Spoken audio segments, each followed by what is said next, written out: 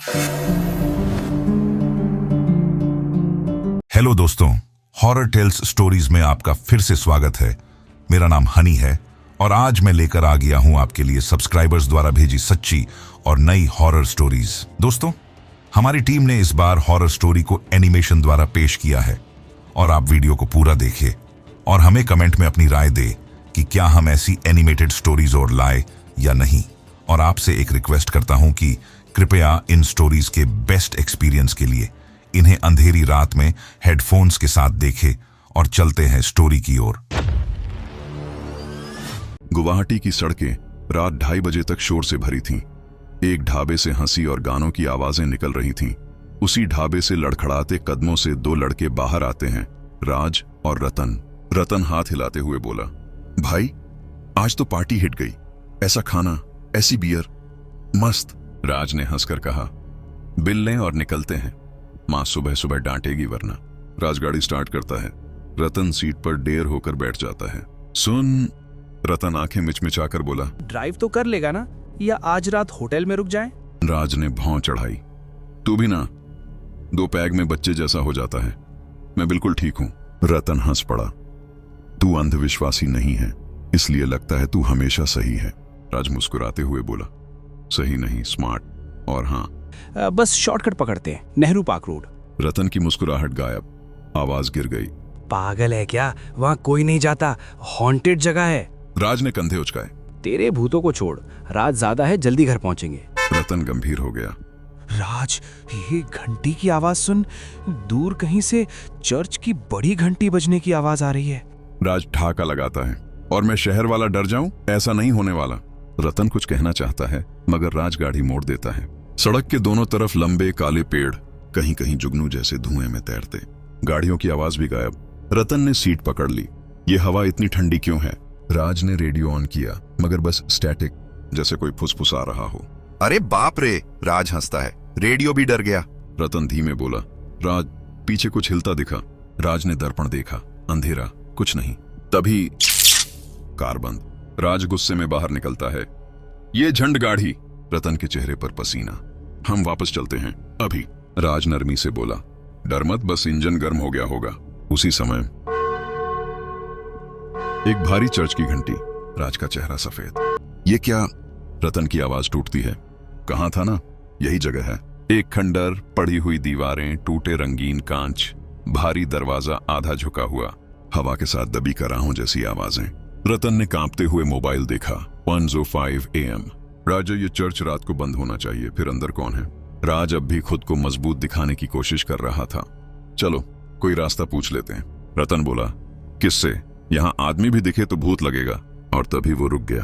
दरवाजे के किनारे बैठा एक बूढ़ा आदमी, झुकी पीठ, चोगा पहने, सिर झुकाकर कुछ पढ़ रहा था। रतन धीरे बोला, देखा? राज ने आंखें सिकोड़कर देखा, मुझे तो कुछ नहीं दिख रहा। रतन डर और हैरानी में आगे बढ़ा। पास जाकर देखा, वो एक पादरी था, काले कपड़े, लंबी दाढ़ी और बाइबल पढ़ता हुआ। फादर? रतन ने पूछा, आप यहाँ अकेले क्यों हैं? इतनी रात को चर्च? पादरी ने धीरे धीरे सिर उठाया, आंखों में क्रोध, होंठ नीले, चेहरा पथरीला। वो बिना कुछ बोले उठ खड़ा हुआ और अंधेरे में अंदर चला गया। रतन एक पल हिचका, फिर जिज्ञासा ने डर को हराया। वो अंदर चला गया। राज दूर से चिल्लाया, मैं कार देखता हूं, जल्दी आना। टूटे बेंच, जर्जर लकड़ी, हवा में सीलन और सड्ढाद, मोमबत्तियों के अवशेष, मगर कोई लौ नहीं। रतन अंदर कदम रखते ही झटके से कांप गया। उसे लगा जैसे सैकड़ों आंखें उसे देख रही हों, मगर वो एक कोने में उसी पादरी को बैठा देख लेता है, उसी बाइबल को पढ़ते हुए, बिना किसी रोशनी के। रतन फुसफुसाया, ये कैसे? उसकी आवाज गूंजी, जैसे चर्च ने उसका नाम दोहराया हो। पादरी धीरे धीरे उठता है और ऊपर की ओर जाती सीढ़ियों की तरफ बढ़ता है। रतन जैसे सम्मोहित उसके पीछे जाता है। घंटाघर की ओर, ऊपर खुला स्थान, छत टूटी हुई, चांदनी गिर रही है, मध्य में लटकी भारी घंटी, दागदार रस्सी से जुड़ी हुई। हवा अचानक ठंडी से बर्फ जैसी हो गई। रतन धीरे धीरे घंटी के पास गया, उंगली से छुआ, घंटी खुद हल्की सी बज उठी। रतन चौंका, वाह, कितनी बड़ी घंटी। अगले ही पल उसने रस्सी खींचने की कोशिश की, मजाक में, देखता हूं कितनी आवाज आती। पैर फिसला और धपक, रस्सी गले में, कसाव, दम रुकता हुआ। राज, बचाओ! चीख उस खंडर में गूंजी। पादरी छाया से उभरा। अब चेहरा इंसानी नहीं, आंखें लाल, त्वचा फटी, गर्दन में रस्सी के निशान। वो बेहद धीरे, बिना सांस, बिना आवाज रतन के पास आया और एक अजीब मुस्कान के साथ धक्का दे दिया। रतन झूल गया। घंटी बज उठी। नीचे राज मोबाइल से रास्ता देख रहा था। अचानक उसे घंटी सुनाई दी, पहले धीमी, फिर जोरदार। उसका दिल उछल गया। रतन, रतन कहाँ हो तुम? जवाब दो। वो चर्च के पीछे, बगल, अंदर हर ओर दौड़ा। फोन मिलाया, स्विच्ड ऑफ। आखिर उसने ऊपर देखा और उसकी चीख गुम हो गई। रतन की लाश घंटी से बंधी हवा में झूल रही थी। राज वहीं बैठ गया, कंपाते हुए। मेरी गलती, मेरी वजह से। तभी उसका फोन बजता है। रतन कॉलिंग। राज खामोश, हाथ कांपते। कॉल उठाता है। दूसरी ओर आवाज, रतन, तू कैसे? राज, मुझे बचाओ। राज ने फोन फेंक दिया। वो लाश से आती हवा महसूस करता है, जैसे कोई अदृश्य हाथ उसके पास हो। चर्च के अंदर से वही पादरी की धीमी प्रार्थना, अब तेज, डरावनी, जैसे मंत्र। राज पागलों की तरह बाहर दौड़ता है। सड़क सुनसान। तभी दूर से हेडलाइट्स, एक ट्रक। राज बीच में खड़ा हो गया। रुको!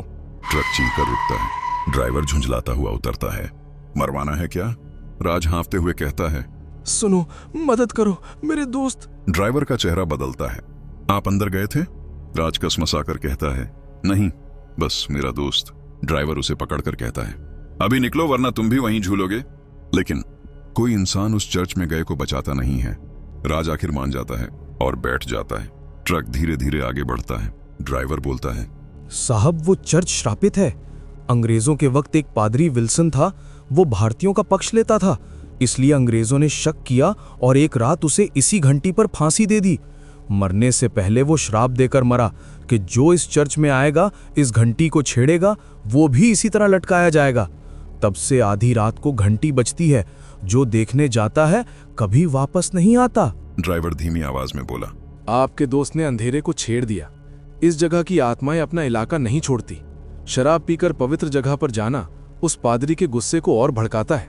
राज आंसू पोंछते पूछता है, इस चर्च को हटाते क्यों नहीं? ड्राइवर सूखी हंसी हंसता है। कई कोशिशें हुई, सब मर गए। कुछ जगहें इंसानों की नहीं होती। ट्रक आगे बढ़ता जाता है।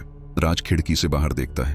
चर्च अब दूर और छोटा, मगर घंटी की आवाज अब और साफ और ज्यादा, जैसे हवा साथ ला रही हो।